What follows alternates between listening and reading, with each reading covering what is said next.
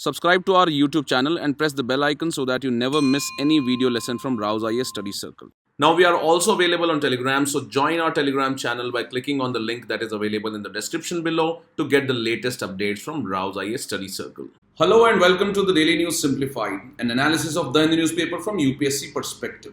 Today we will discuss the Delhi edition of the Hindu newspaper dated 4th June 2021, and the articles that we will discuss today are displayed on your screen.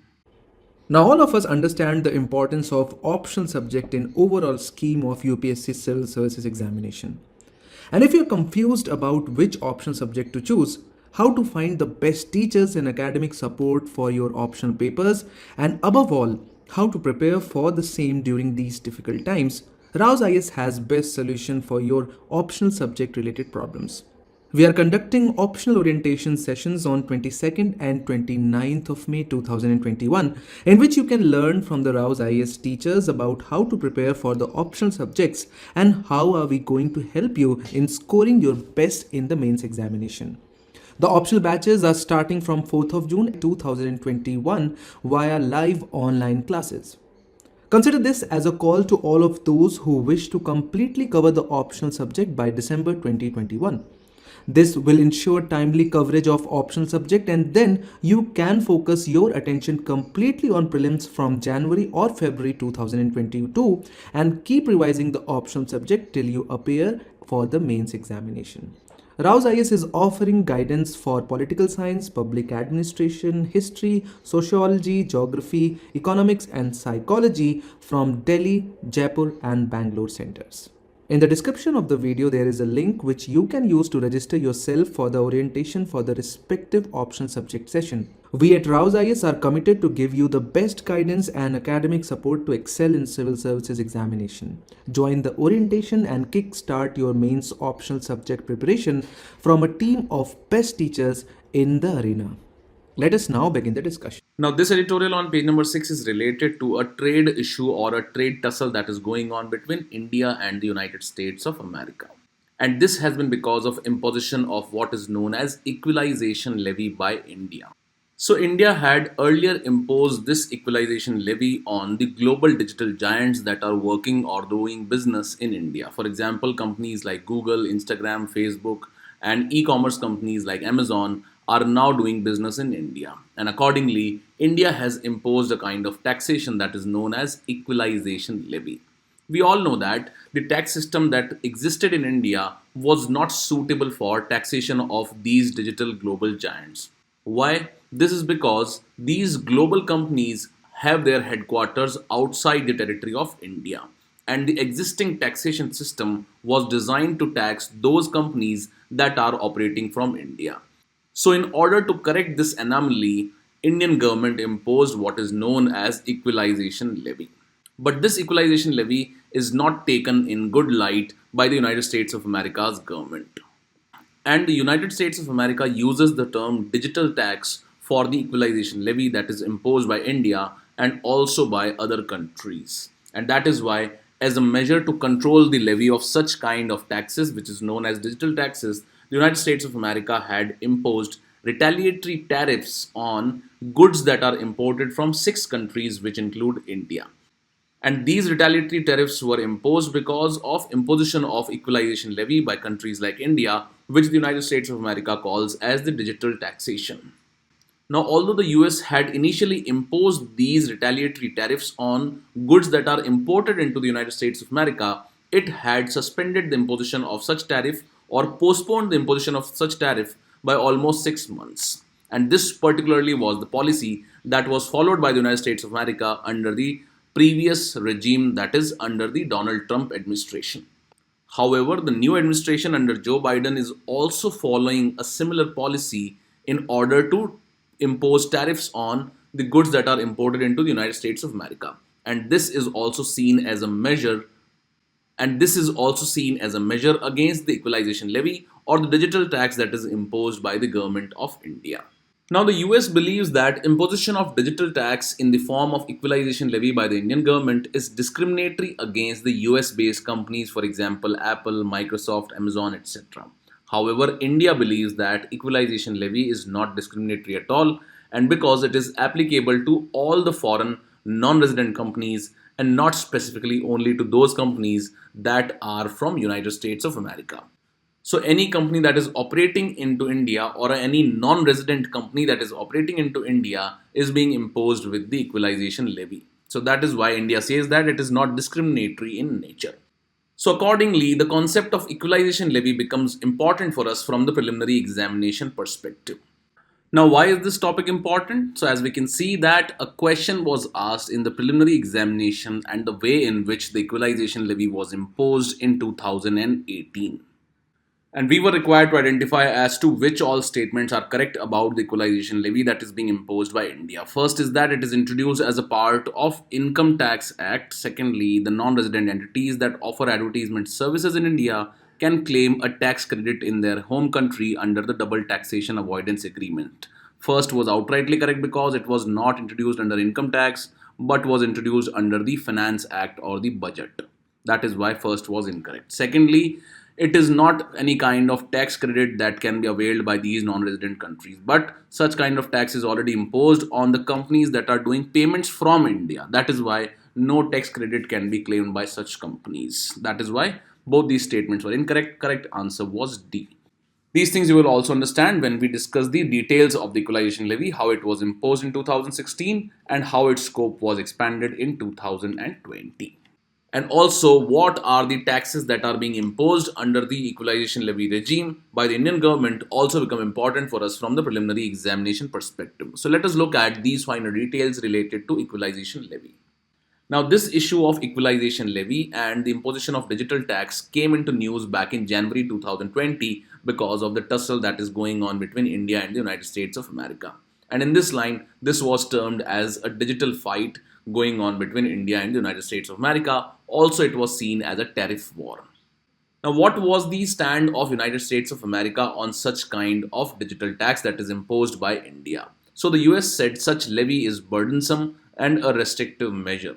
Secondly, India can tax US companies that do relatively little business in India. Further, it will lead to costly compliance and reporting requirements. And finally, levy subjects the United States of America's companies to double taxation. However, what was India's stand? India said that the equalization levy is not discriminatory at all because it applies equally to all the e-commerce operators. Secondly, India said that the equalization levy is based on only those sales that happen in India through the digital means and it will not be applicable to extraterritorial applications. Also, India said that it is in line with the OECD G20 suggestion to tackle the tax challenges. So this was basically the crux of the tussle that was going on between India, the stand of United States of America and the stand of India in this regard. However, what is important for us is the concept of equalization levy and let us try and understand that from the preliminary examination perspective. Now, before understanding what equalization levy means, let us first understand how taxation system worked in India. Now, the taxation system was designed to tackle the brick and mortar businesses that existed in India. However, such tax norms were not suitable to tax the internet-based companies. So basically, the issue of equalization levy is associated with internet-based companies or the companies which are using internet as a medium for their businesses. So the internet-based companies are at the base of this issue that is there between India and United States of America regarding the imposition of equalization levy. So the existing tax norms in India were not suitable to tax the internet-based companies like Google, Amazon, Microsoft, etc.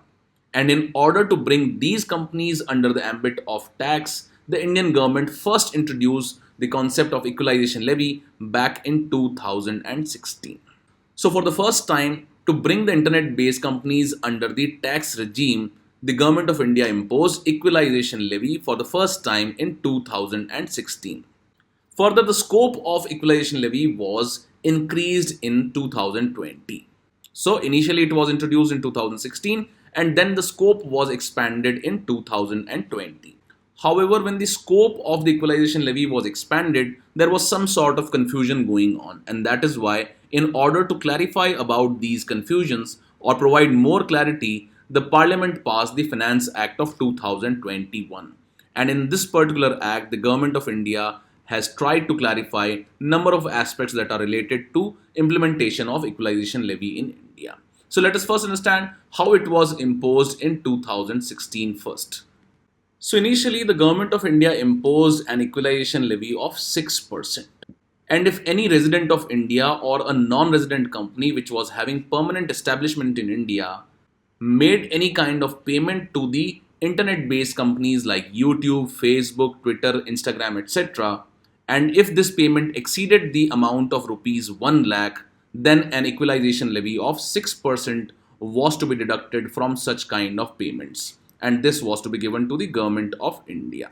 So basically, if any resident in India placed any kind of digital ads on these internet based companies platforms, and if for these ads any kind of payment was being made, and if this payment exceeded the amount of rupees 1 lakh, then an equalization levy of 6% would be imposed on such kind of transactions. Firstly, the service provider company should be a company that is not a permanent resident of India. We all know that the global companies like Facebook, Twitter, YouTube, etc. are global companies, and they are mostly United States of America based companies. That is, they are non permanent residents in India. Secondly, in 2016, specified services or equalization levy was imposed on these specified services, and these were digital advertisements that were placed on these internet based platforms. So, first in 2016, this was the primary structure of the equalization levy that was imposed by the government of India on the internet based companies that were doing business in India. However, the scope of the equalization levy was further expanded in 2020 as we have discussed. Let us look at how things changed after 2016 and how the scope was expanded in 2020. Further, in 2020, when the scope of such levy was expanded or the scope of equalization levy was expanded, in this it was provided that a 2% equalization levy will be imposed on the revenues that were generated by online sale of goods and services by non-resident e-commerce companies. So basically it was imposed on non-resident e-commerce companies. So if these non-resident e-commerce companies are doing sales of goods and services in India online, then on such transactions a 2% equalization levy would be imposed. And this equalization would be applicable only if the aggregate revenues of a non-resident e-commerce companies exceeds a threshold of rupees 2 crores. So if any non-resident e-commerce company that is doing business in India or is involved in online sales of goods and services, and if the revenue of this company is more than 2 crores, then an equalization levy of 2% would be levied on such company. So this is basically the crux of the expanded scope of 2020. However, this included or expanded the scope and included almost all the e-commerce companies that are operating in India and that are non-resident companies of India. And this move of the Indian government to impose the equalization levy was resented by these companies which are operating from the United States of America.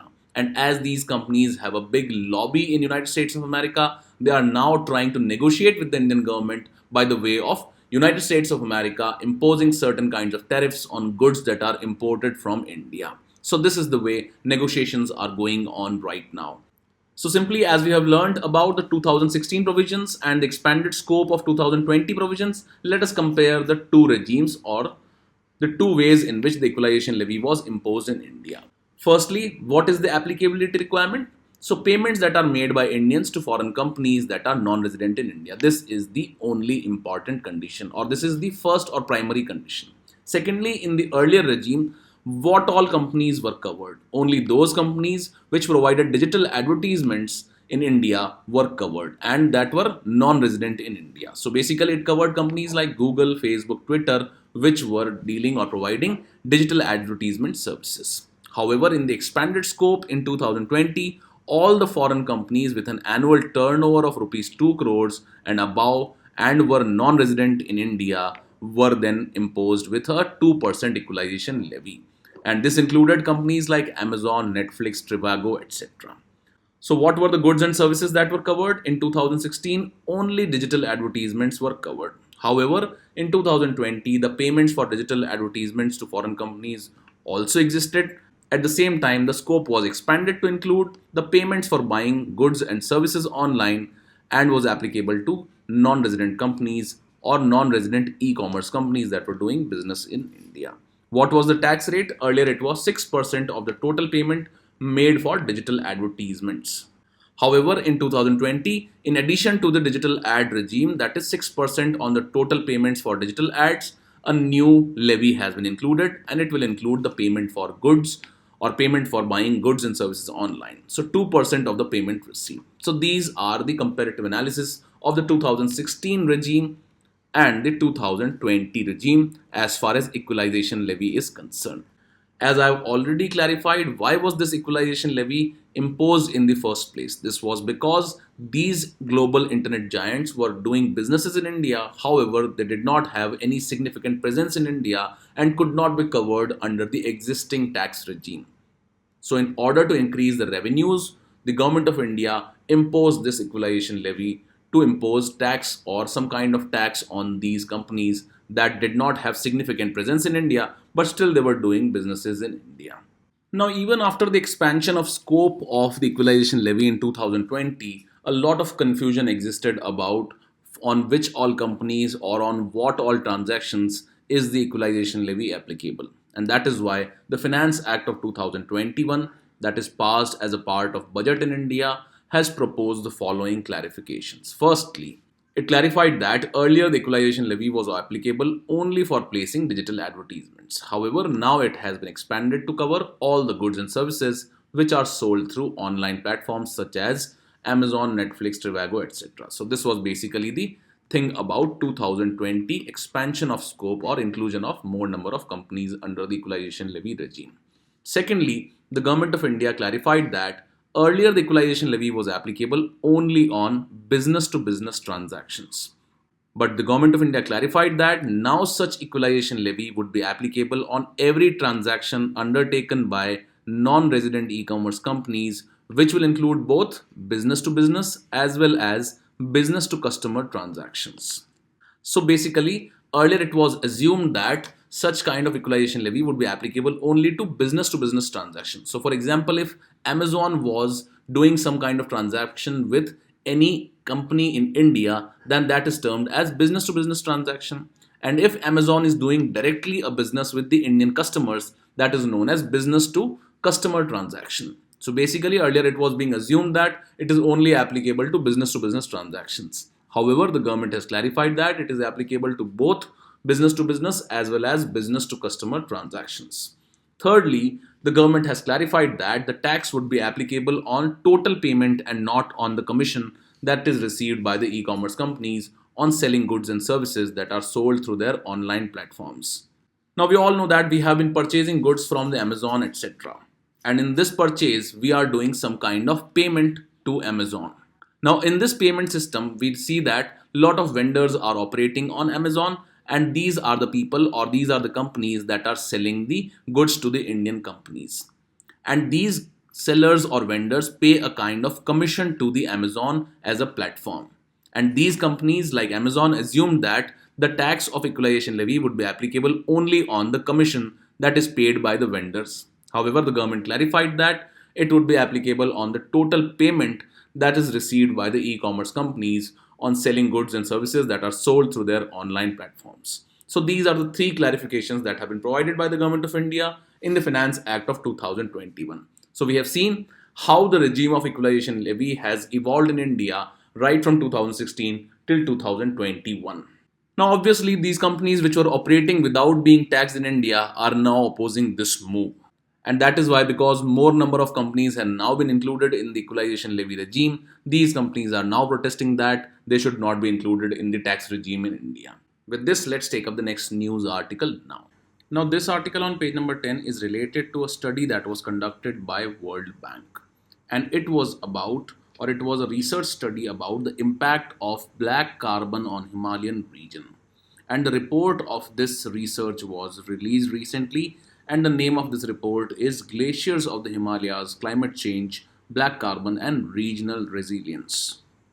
Now, this report states that the glaciers of Himalayas are melting faster than the global average ice mass. And the impact of melting of Himalayan glaciers are that it is leading to floods, landslides, glacial lake outbursts, as we have seen a case that has happened in Uttarakhand recently. Also, melting of glaciers and loss of seasonal snow of this region impacts the water security of entire South Asian region. So these are some of the highlights of the report of the World Bank. The report further says that the industry and the residential burning of solid fuel together accounts for about 45 to 66% of regional anthropogenic black carbon deposition.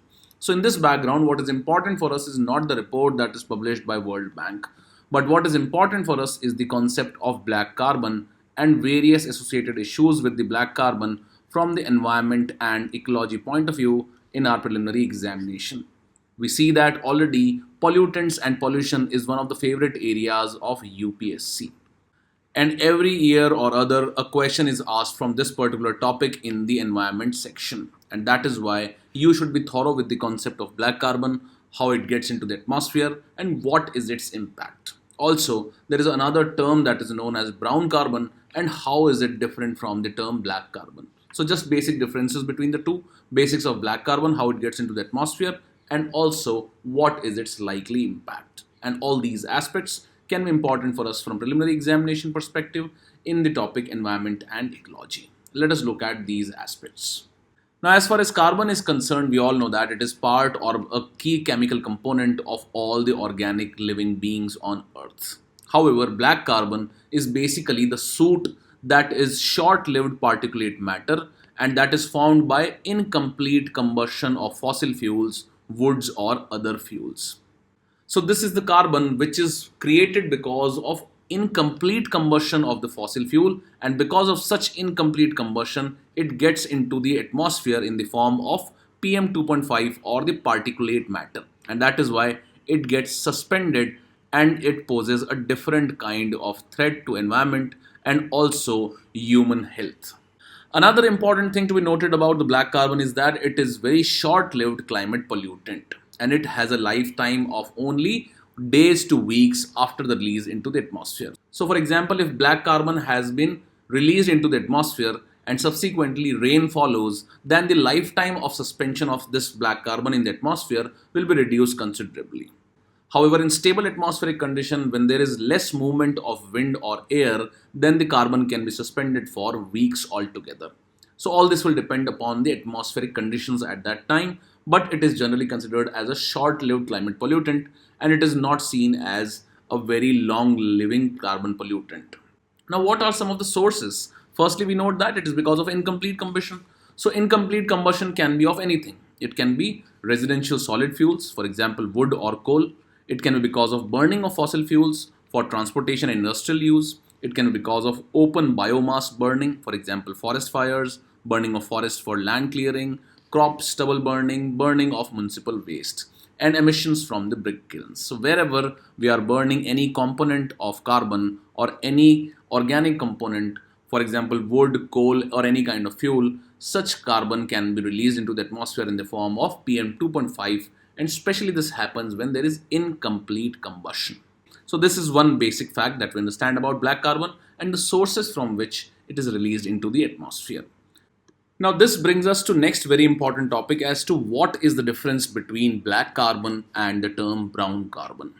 Now as the name itself suggests, black carbon is black in color while the brown carbon is brown in color. However, why is this brown color imparted to this carbon or why is it called brown carbon is very important.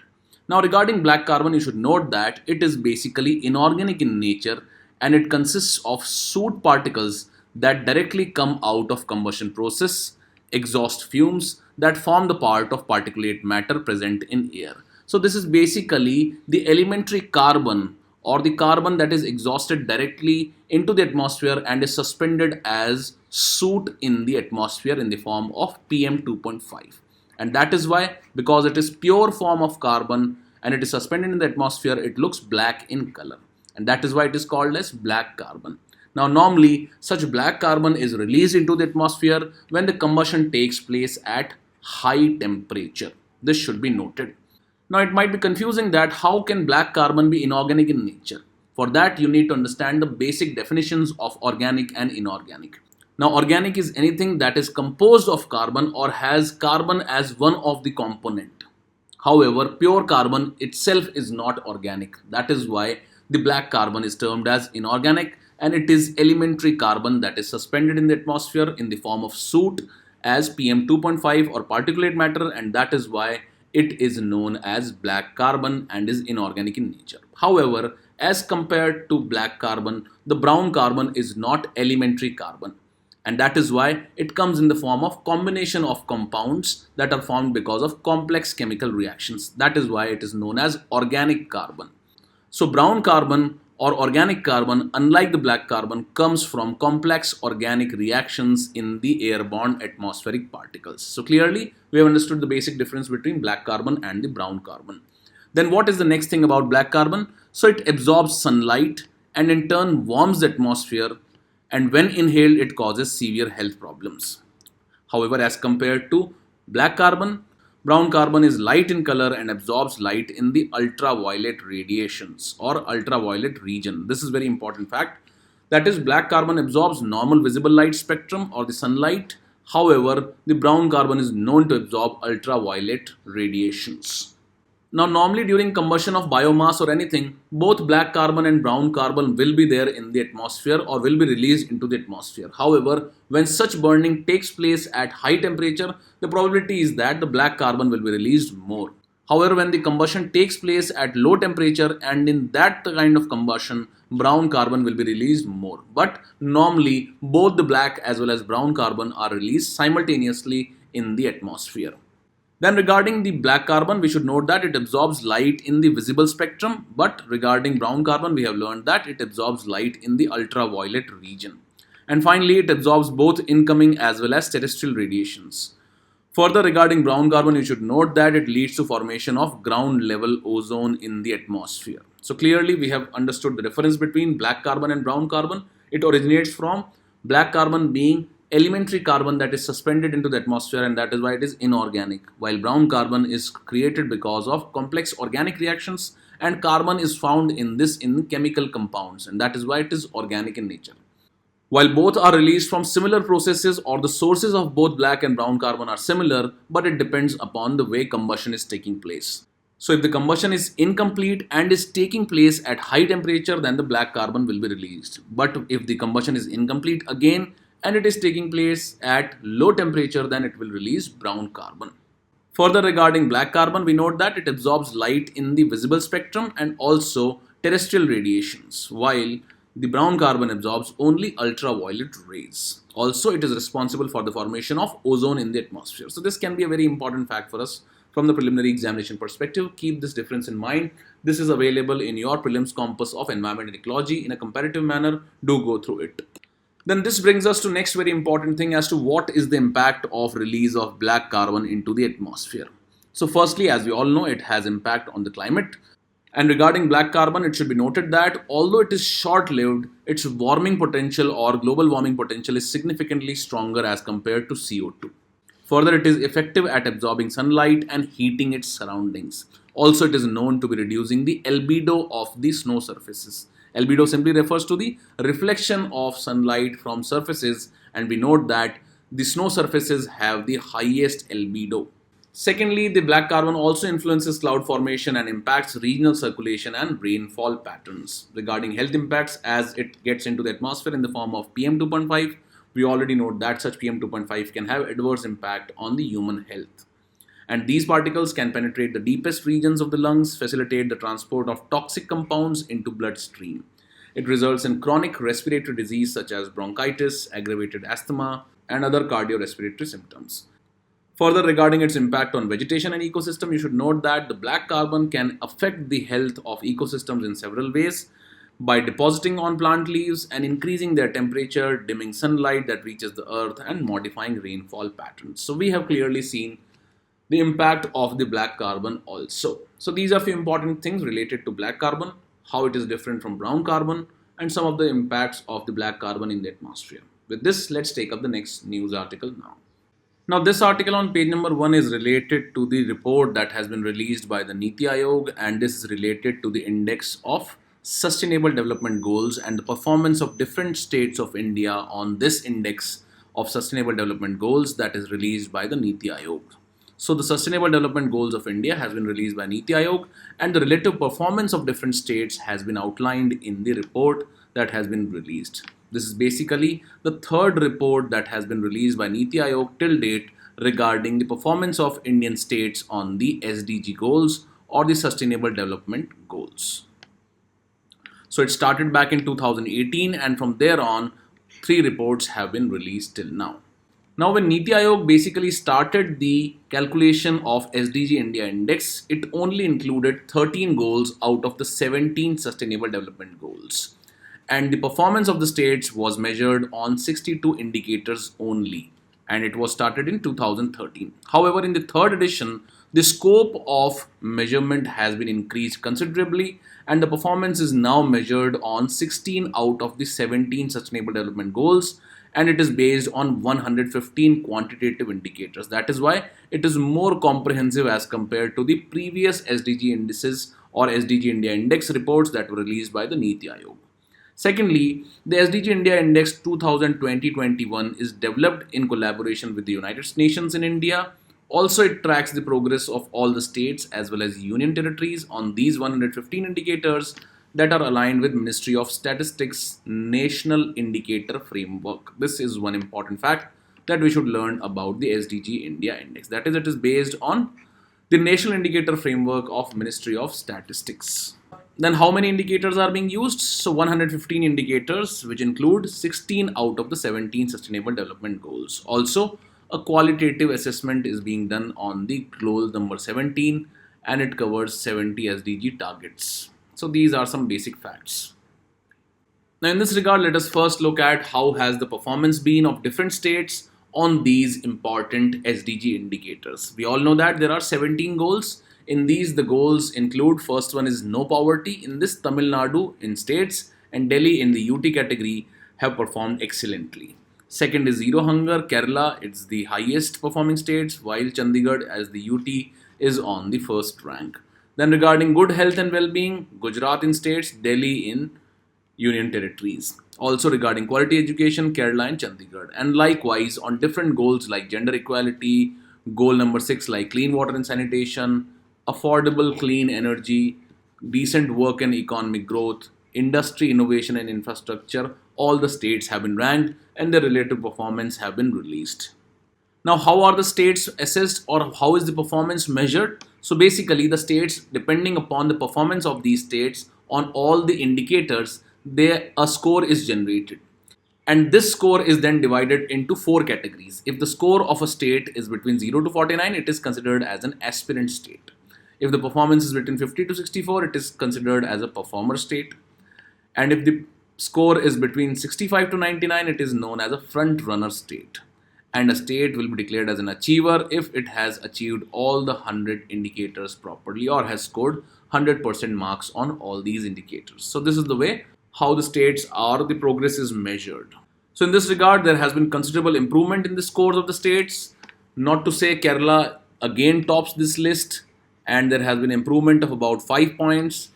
It is being followed closely by Himachal Pradesh and Tamil Nadu, which have scored 74 points each. And likewise, there are some states which have not performed considerably well. These include some of the North Indian states, for example, Uttar Pradesh, Rajasthan, Madhya Pradesh, etc. And regarding the performance of union territories, Chandigarh tops the list, while Dadra, Nagar Haveli and Daman Diu are at the last number. Now in 2018 and 2019, a comparative analysis was also provided by the Niti Aayog. It said that 3 states have moved from being aspirants to performers, while in this year's case, almost 12 states or union territories have joined the category of frontrunners. So this shows significant improvement. Also, as the coverage is broad and improvement is being witnessed, it says that Indian states are performing decently well on the sustainable development indicators.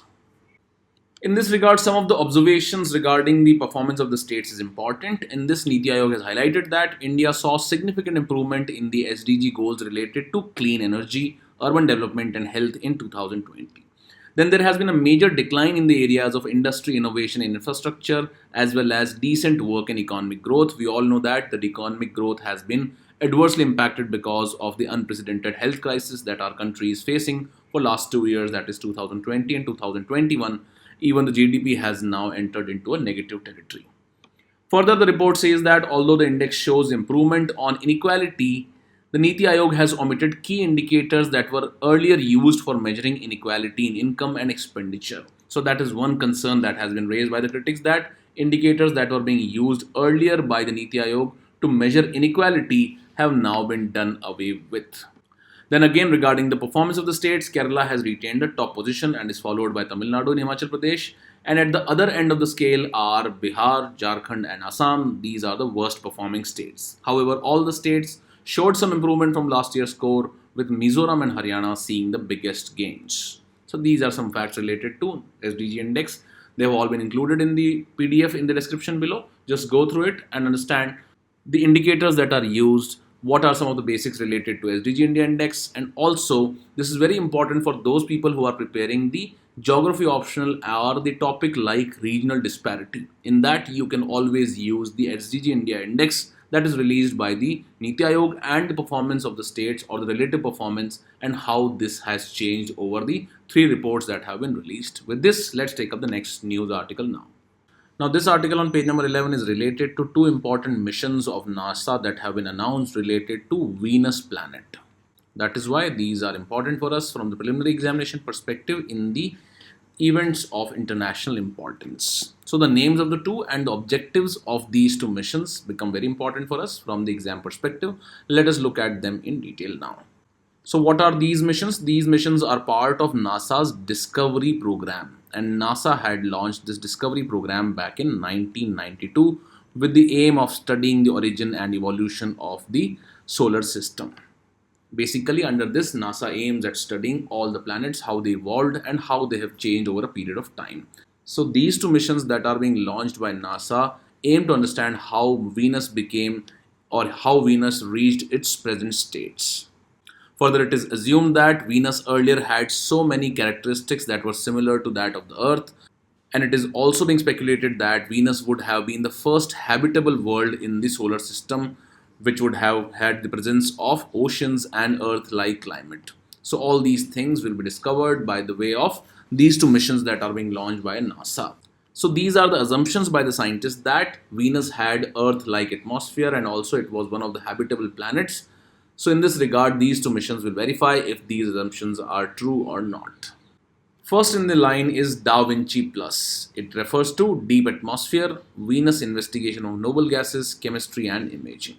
It will measure the composition of Venus's atmosphere to understand how it formed, evolved, as well as it will determine whether the planet ever had any kind of ocean or not. So basically, it is about the evolution and formation of atmosphere and the presence of ocean on Venus.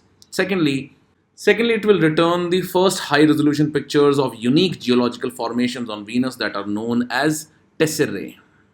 This is very important, and it indicates the presence of continents on Venus, and it suggests that plate tectonics theory is also applicable on Venus, which is leading to the presence of important continents on Venus, and that is why these geological features by the name tesserae are important as a part of Da Vinci Plus mission. So this would be the first US-led mission to Venus's atmosphere since 1978. And the results will shape our understanding of the terrestrial planet formation in our solar system and beyond. You should note that in 1978, NASA had sent two Pioneer spacecrafts to Venus. So the name of the mission to the Venus that was launched in 1978 by NASA was known as Pioneer Program. So this is the first mission, that is Da Vinci Plus, and we have looked at the aims and objectives. Let us look at the second mission that is being launched. It is known as Veritas. It reads Venus emissivity, radio science, INSAR, topography, and spectroscopy. It will map Venus's surface to determine the planet's geologic history and understand why it developed so differently than Earth. And this mission will create 3D reconstructions of the topography and will confirm whether processes such as plate tectonics and volcanism are still active on Venus. So we have clearly looked at the names of these two missions. NASA has launched these two missions, and what are the objectives of these two missions. They are especially important for us from preliminary examination perspective. With this, let's take up the next news article now. Now, this article on page number 1 is related to the issue of sedition. And in this particular case, the Supreme Court has quashed a sedition case that was registered against a senior journalist. So the Supreme Court has observed that the journalists need protection against sedition charges. In this, the court has observed that the time is long past when the mere criticism of the governments was sufficient to constitute sedition. The right to utter honest and reasonable criticism is a source of strength to a community rather than a weakness. Already, a debate about the sedition law has been going on, and it was clearly visible when Supreme Court had said that it's time to define the limits of sedition. And that is why a debate related to sedition has started, which can be a very important topic for us from General Studies paper 2 point of view, and it has been covered already in detail in the DNS of 1st June 2021. However, let us revise or look at some of the important points related to sedition law, its history, also the observation of Supreme Courts in various cases related to sedition, and finally, what are some of the recommendations of Law Commission in this regard. So you should supplement the discussion that we are going through here with the discussion that happened in the DNS of 1st June 2021. Now first let us look at the history of this sedition law. So this was first enacted in 17th century in England. And it was enacted because the lawmakers in England used to think that any criticism of the government would be detrimental to the government of the day and the monarchy. And that is why the criticism of the government was to be silenced. And in this background, this law was borrowed and inserted into the Indian Penal Code in 1870. So the offence of sedition was provided under the section 124A of Indian Penal Code, which was created or enacted during the British times. Now, the first Indian to be prosecuted under this section 124A was Bal Gangadhar Tilak. And when Bal Gangadhar Tilak was tried for sedition, amendments were made to the section 124A, which deals with the sedition. And two important words were added, which included hatred and contempt to disaffection, which was defined to include disloyalty and feeling of enmity. And especially these provisions have been the most misused ones. Further, even Mahatma Gandhi was tried under the sedition law, and he was tried for his articles in the Young India. Further, during the Constituent Assembly debates, an attempt was made to incorporate the sedition into the Indian Constitution to restrict the freedom of speech. However, this move was opposed by first Prime Minister of India, Jawaharlal Nehru. This is mainly because it would have restricted the freedom of speech and expression, which are the fundamental rights in the Indian Constitution. And this sedition under the Indian Penal Code under section 124A has been defined in a manner which curbs the freedom of expression. And sedition under this law has been defined as whoever by words or by written communication tries to incite disaffection towards the government can be punished with imprisonment for life. And also, fine and other kinds of imprisonments can be imposed. So, by charging any criticism of the government as an attempt to excite hatred and contempt towards the government of India, the governments can misuse this law. And that is why it has been in news and has been criticized by various sections.